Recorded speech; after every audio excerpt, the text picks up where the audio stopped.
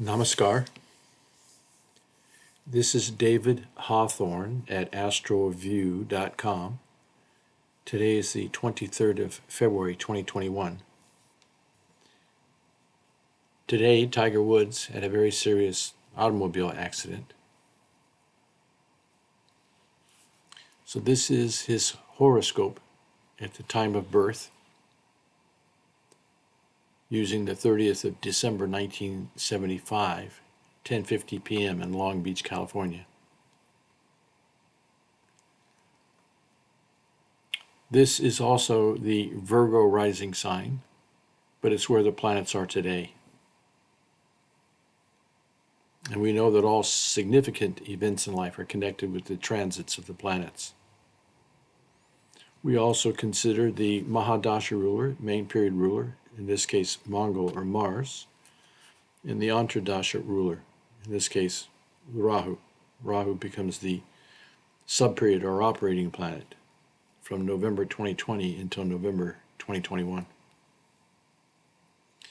Now, I am using the systems approach to Vedic astrology to do the interpretation for this chart. Under systems approach, we say that for the Virgo rising sign, there are 4 planets that will never cause harm, and these 4 planets can and should be strengthened to add protective covering to life. These include Mercury, ruling the chart itself. So rules a person's name, fame, health, appearance, personality, reputation, even longevity. Venus will never cause harm. It rules the second house of wealth, status, speech, and continuation of family life.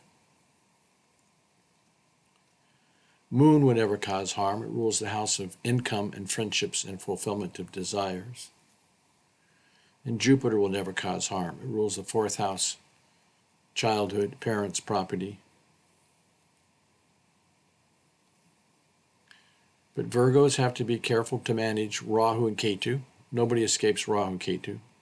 They cause trouble for everyone sooner or later, no matter how healthy, how wealthy, how educated somebody is. They do cause the eclipse of the sun and the moon.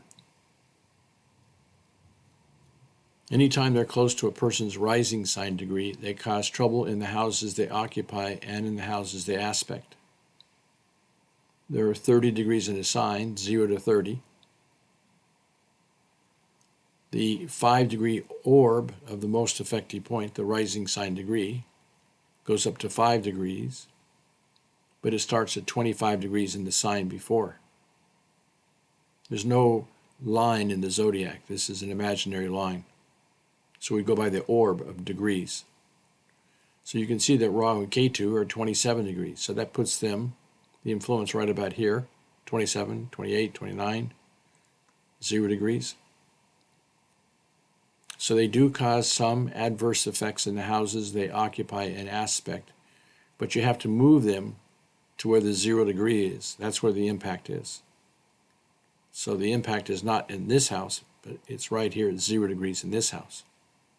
So just move these forward. It's kind of an advanced technique here. So K2 is operating here, 9th house of father. His father died early.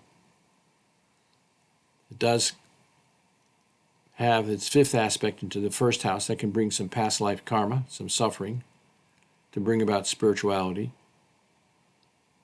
Rahu and Ketu both have an impact in the 3rd house of self-initiatives and self-efforts, sports, competition.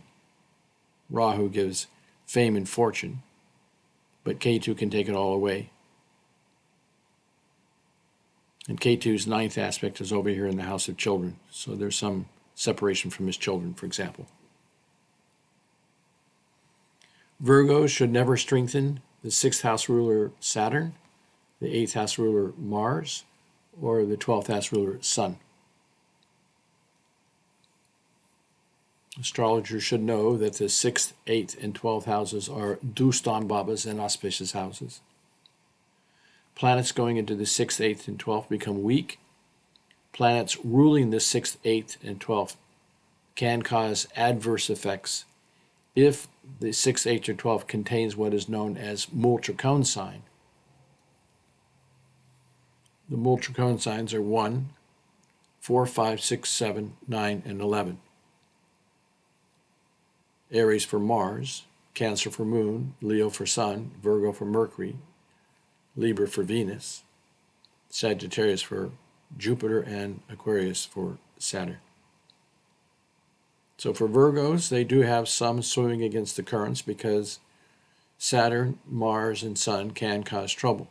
They especially cause trouble if they're close to the ascendant degree within a 5-degree orb, so 25 up to 5, or if they're close to to another planet in the chart by aspect or conjunction. So Saturn ruling the 6th house, 7 degrees, does not cause trouble here. It's outside the 5-degree orb. Its 3rd, 7th, and 10th aspects are relatively benign. You could say that there's some impact here, that if you add 5, that would be 754. This is 735. So there's about a 20% impact of Saturn on Mercury. Saturn rules the 6th house of health issues and even accidents, on Mercury ruling the chart. Mars at 24 degrees throws an aspect 4, 7, and 8 houses away. It doesn't really cause much of a problem, but at 24 degrees it has some impact on Moon. It gives him a lot of courage and athletic capability. And Moon rules income and friendships. So he makes a lot of money. Mars is operating out of the 9th house of good fortune and Dharma. And it's within 5 degrees of the Moon, but it's not within 5 degrees of Venus. So it doesn't bother Venus, but it does bother Moon. To a lesser extent, but it still has some impact.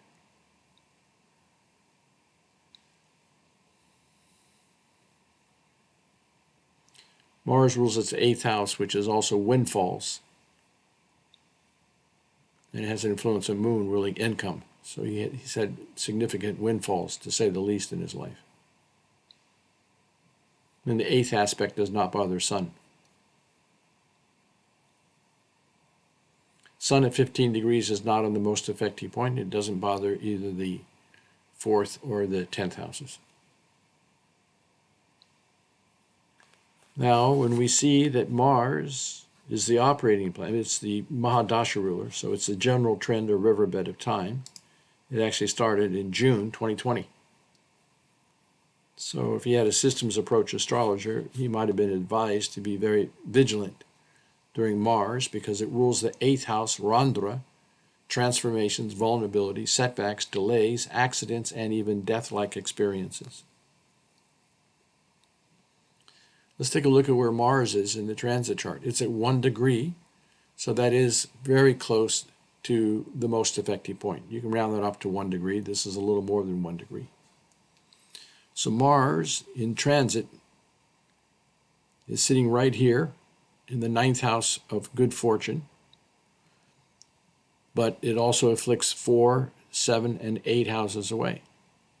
So it afflicts the 12th house of hospitals and end of life. It afflicts the 3rd house of self-initiatives. He had a lot of courage with his self-initiatives, probably was driving too fast. And its 8th aspect is into the 4th house. In addition to home life and parents, the 4th house is also conveyances. Conveyances means any kind of transportation. So Mars ruling the 8th house of accidents and death-like experiences, afflicting the 4th house of transportation. And who is the operating planet? Rahu. So take a look at this Rahu at 22 degrees. Slide him over here at 22 degrees. Wow, he's right on top of Mars at 24 degrees. Rahu's unexpected calamities. Mars rules accidents and death-like experiences. And Rahu's 5th, 7th, and 9th aspects are to be considered. So Rahu sitting here at 22 degrees is afflicting transit Jupiter over here in Capricorn, where it's debilitated, ruling transportation, debilitated Jupiter. where it's under the affliction of transit Rahu. So transit Rahu is afflicting transit Jupiter. Just slide them both over here. Jupiter rules the fourth house of conveyances. We see that Sun is badly placed in the sixth house, which is also, sixth and eighth house are both connected with accidents. Venus also rules transportation in the sixth house of accidents.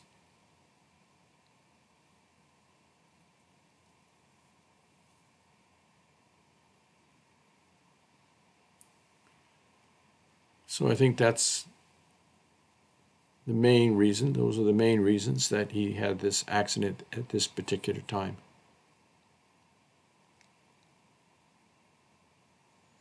He does go into the more favorable Jupiter subperiod in November.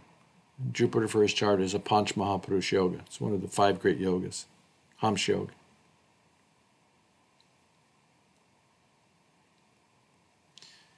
Jupiter will be debilitated in this sign until the first week of April 2021. It's going to spend about a year here. It does go retrograde back into here for a month or two, but for the most part, it's here for a year. So that's serious health issues, mental tension.